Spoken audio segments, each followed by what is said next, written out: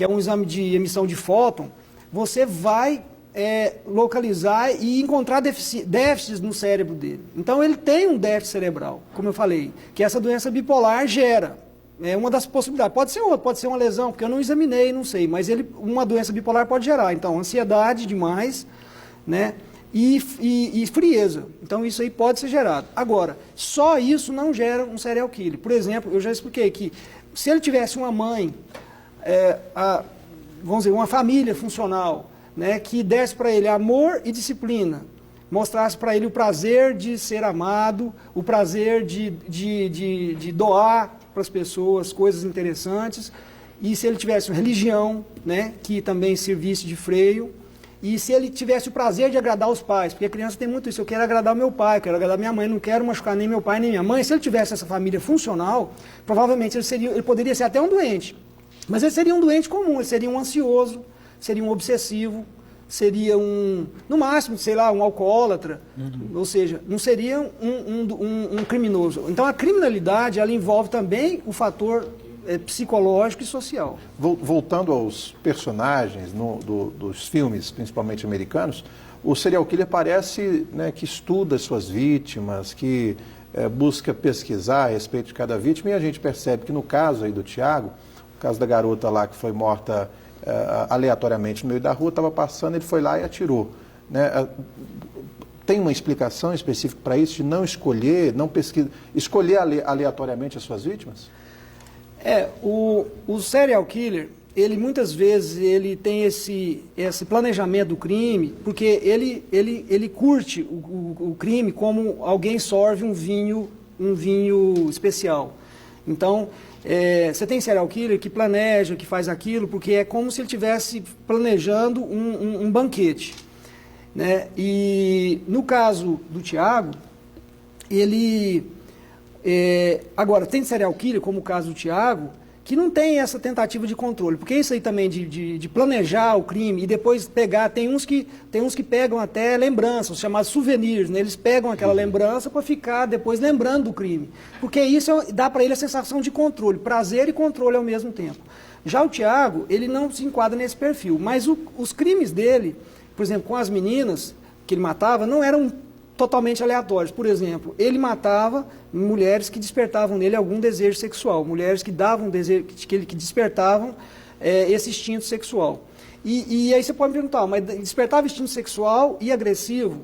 Sim, no psiquismo humano, do homem, mais uma vez, é muito comum você ter associação de sadismo e sexualidade, né? Tanto é que você vê em filmes, você vê em perversões sexuais, homens que gostam de mutilar mulheres e homens que gostam de dominar mulheres durante o ato sexual e que gostam de infligir dor na mulher. Então, assim, a sexualidade está muito próxima da agressividade.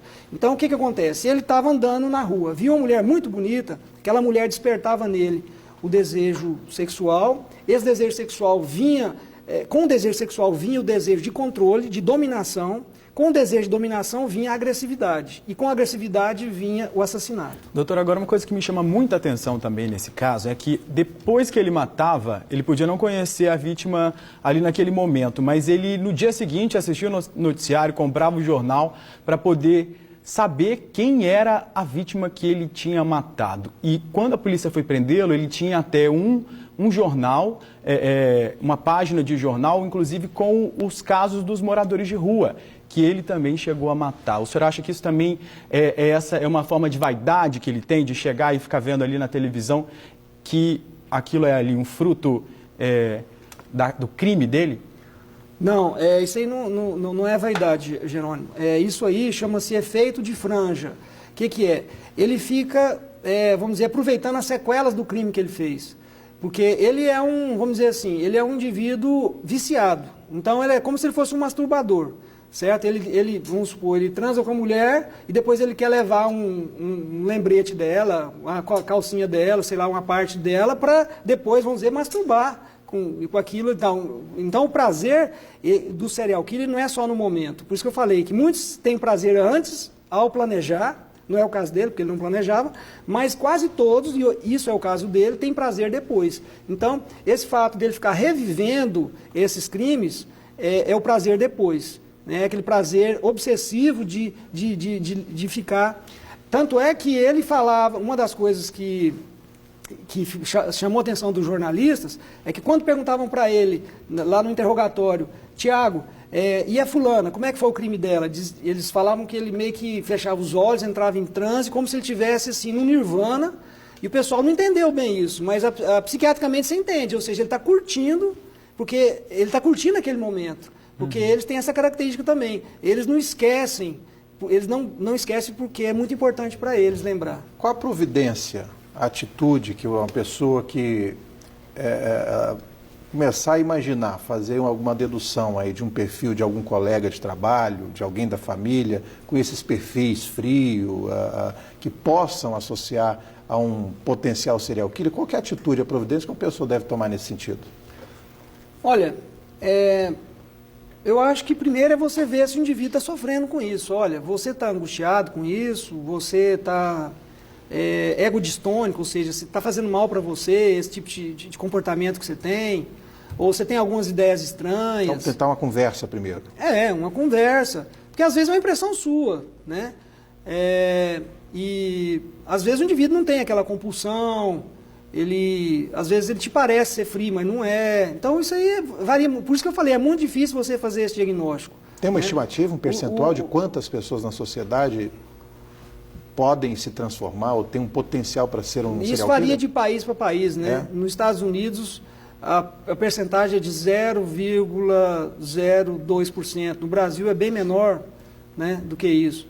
Mas o importante, uma coisa que seria importante seria de orientar as pessoas, por exemplo, explicar o que é doença bipolar, por exemplo. Falar, olha, você tem pessoas que têm depressão sem saber o porquê, tem ansiedade sem saber o porquê, tem necessidade de sair pegar prostituta, ou tem necessidade de matar, ou de usar droga, ou de beber, ou de comer demais, e você jogar, e você não sabe de onde que vem isso, e isso pode vir de uma doença que está exagerando as suas pulsões, exagerando, né, os seus instintos. No Brasil ainda tem muito esse preconceito, doutor, em tratar doenças, de procurar um psiquiatra, por exemplo? Nossa, isso aí é uma coisa horrível, uma coisa assim.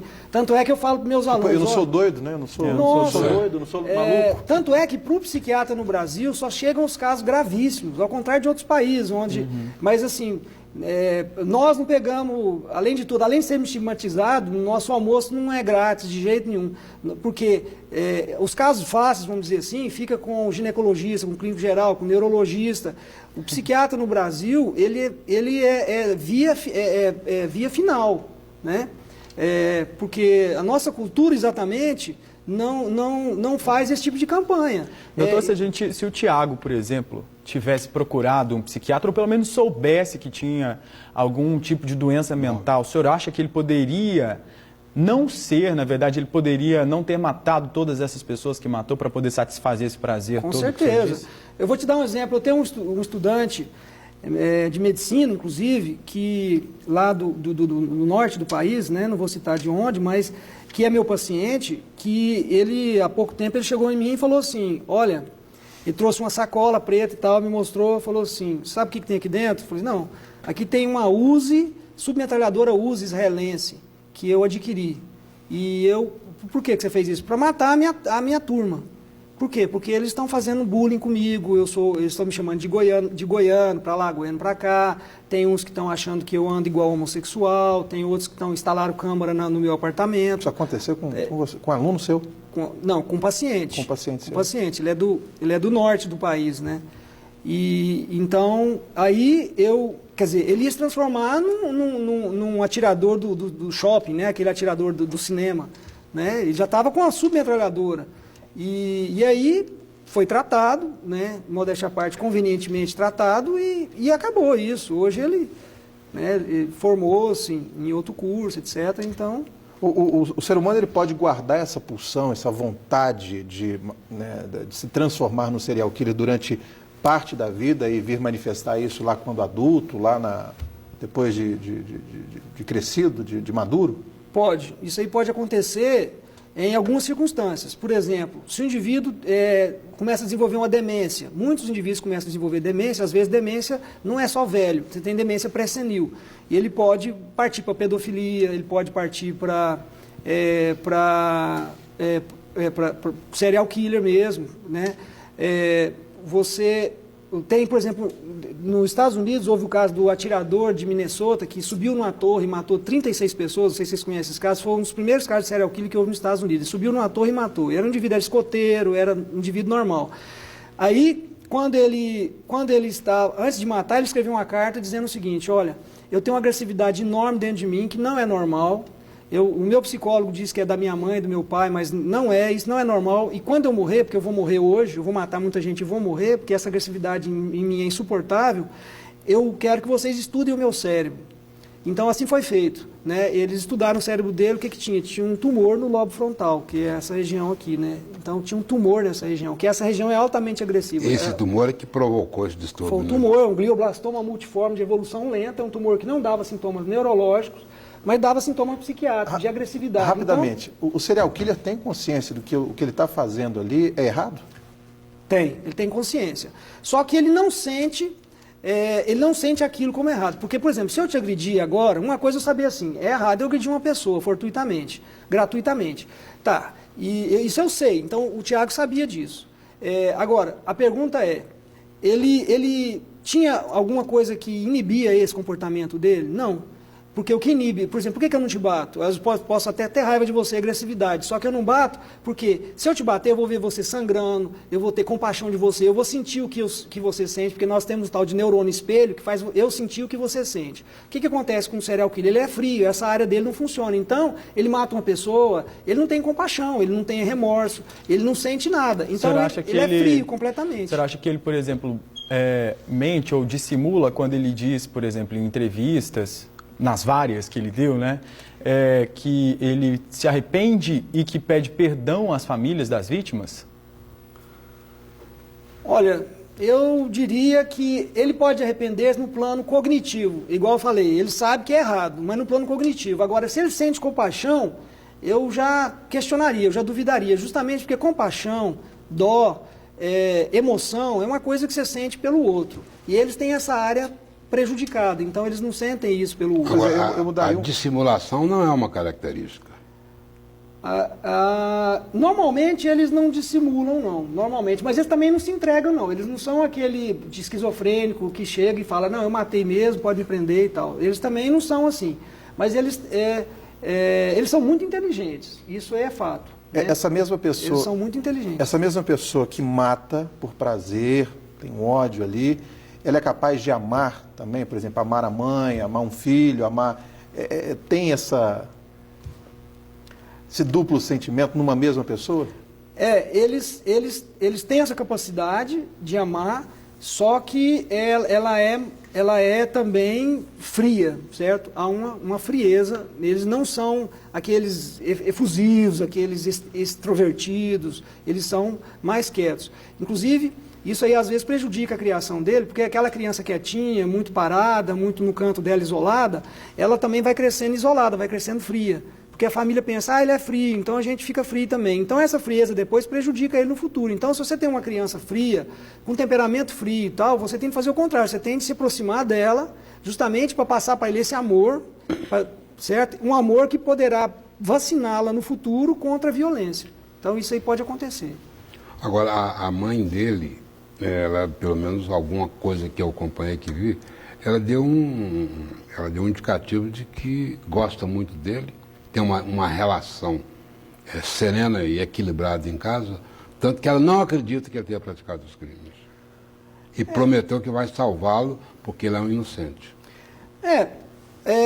Nós estamos lidando aqui, quando eu falei, por exemplo, que as mães, as famílias dos serial killers são disfuncionais, eu também, quando eu falo isso, eu não estou fazendo um juízo moral, porque em psiquiatria a gente dificilmente faz juízo moral.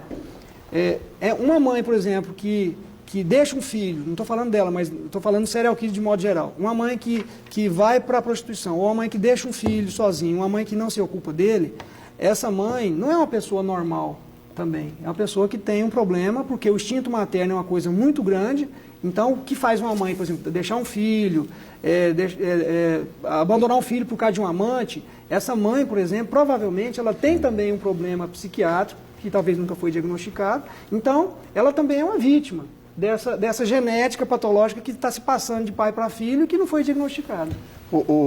A gente percebeu, então, no programa está muito claro a importância dessa base familiar para evitar esse tipo de situação, mas também a responsabilidade das escolas, no sentido de criar um ambiente propício, né, a amizade e evitar bullying, que é uma situação muito comum nesse tipo de ambiente escolar. Como melhorar esse ambiente, como as escolas podem fazer, os professores podem fazer para identificar e para evitar... Doutor Marcelo, bem rapidinho, nós estamos no finalzinho do programa. Olha, esse assunto aí da escola, eu acho que é o assunto que é a mesma coisa que se aplica à família. Amor e disciplina, certo? Amor e disciplina. Se você tem isso... Hoje em dia, eu acho que nossas escolas não estão carentes de amor, né? Mas elas estão muito carentes de disciplina. Então, ok. Alguma coisinha rapidinho aí de uma palavra? Não, eu agradeço. E Tá gostei muito assim, sinceramente, gostei muito da provocação do jornalista. E nós gostamos muito também dos ensinamentos que o senhor nos deu. Não, foi um diálogo, Tá ok. Tá ok, doutor Marcelo Cacheta, muito obrigado pela sua participação com a gente aqui no Roda de Entrevista. E agradeço muito também o Marcelo Albuquerque e o Jerônimo Venâncio. Este programa tem produção e coordenação de Ana Lúcia Pereira e Norma Leite. Obrigado pela audiência qualificada de sempre e até a semana que vem.